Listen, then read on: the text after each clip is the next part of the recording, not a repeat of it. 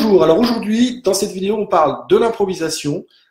Évidemment, je le précise tout de suite, l'improvisation systématique. Évidemment que de temps en temps, c'est bien de faire confiance au processus et d'improviser avec ce qui se passe de temps en temps. Là, on va vous parler de l'improvisation systématique, ce qui veut dire qu'il y a forcément un blocage, une peur derrière qui vous motive à être dans cette position d'improviser sans cesse. Tu m'as parlé d'un truc tout à l'heure sur la Terre. Ouais, alors en fait, l'improvisation, on a réfléchi et l'improvisation, c'est pas forcément un élément spécifique. C'est pas un déséquilibre de un élément spécifique parce que dedans, il y a quand même pas mal de choses.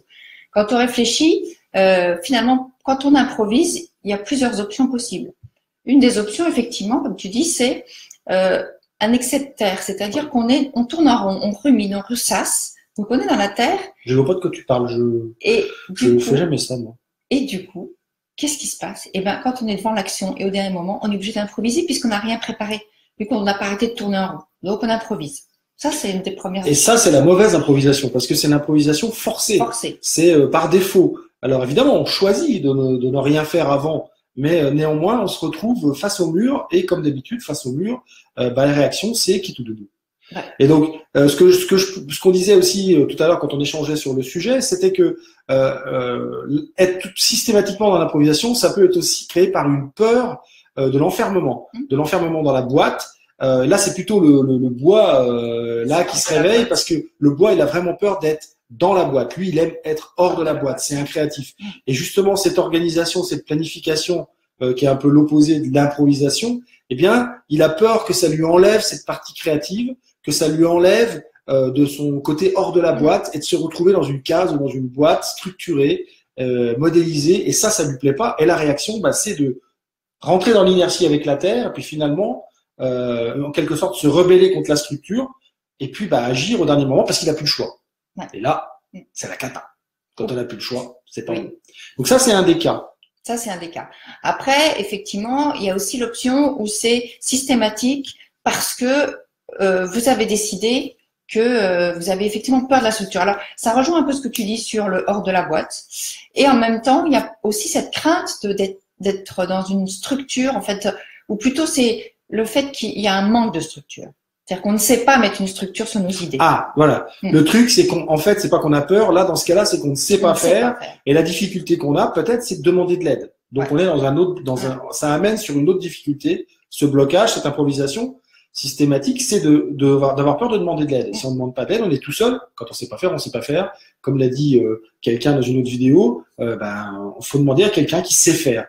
Donc ça peut être aussi l'origine de cette improvisation systématique.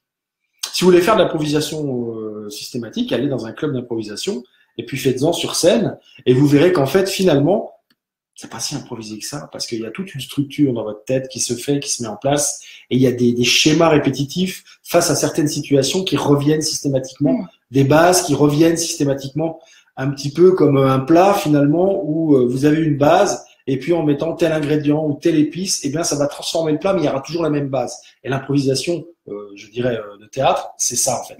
C'est qu'il y a toujours la même base et dessus on vient remettre des choses. Mais c'est un peu l'impro, c'est un peu accepter de lâcher la structure et de s'adapter. Et qu'est-ce qu'il y a si jamais quand on improvise comme ça tout le temps, en fait on est tout le temps dans l'inconnu. Ouais. Et ce sont aussi des gens qui peuvent avoir peur de l'ennui, du connu, et donc pour éviter de s'ennuyer, ils préfèrent improviser parce que comme ça, ils ne savent pas ce qui va se passer. Là, c'est les gens qui disent « Mais non, mais c'est bien, on va improviser comme ça, au moins on a des surprises, c'est bien. » Ça, c'est l'excuse. J'entends 100 fois. Ah au moins comme ça, on aura des surprises. Et c'est une excuse. Ouais. Et du coup, ils ne planifient rien. Et ils ne planifient rien. Et donc, là où on en est arrivé avec cette improvisation systématique tout à l'heure, c'est qu'on a dit là, c'est la perte de vision. Ouais. Ça veut dire qu'il n'y a pas de vision à long terme et il n'y a pas ce phare d'Alexandrie au loin qu'est la vision et qui va vous guider dans toutes vos étapes, dans tous vos gestes, dans toutes vos actions, pour que ça ait un sens. Et on en revient toujours à la même chose. Voilà.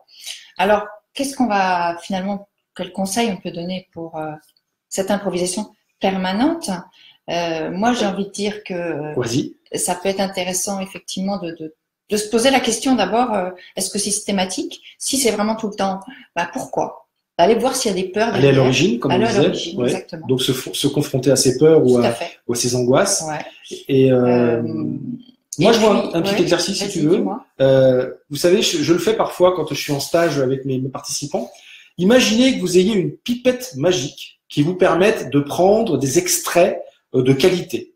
Et eh bien, si jamais vous avez peur d'être dans la boîte, si jamais vous avez peur de vous ennuyer, etc., prenez simplement un soupçon de structure, un soupçon de planification, un soupçon d'organisation, un soupçon de vision, et puis vous mettez tout ça dans une pipette et vous le mettez sur vous.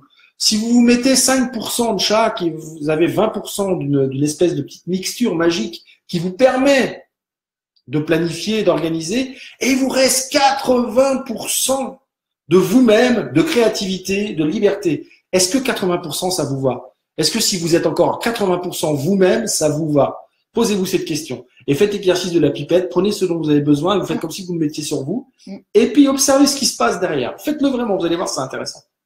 Absolument. Est-ce qu'on est bon? Je crois qu'on est bon. Hein? Absolument, on est bon. Il est très. Alors, il n'y a pas besoin d'une vraie pipette. Hein. Une pipette imaginaire, ça fait l'office. Hein. Voilà. Écrire peut-être. Vous pouvez écrire. Ah, le geste de la pipette, c'est vous mettez des trucs. C'est important les gestes. Tu sais, le corps.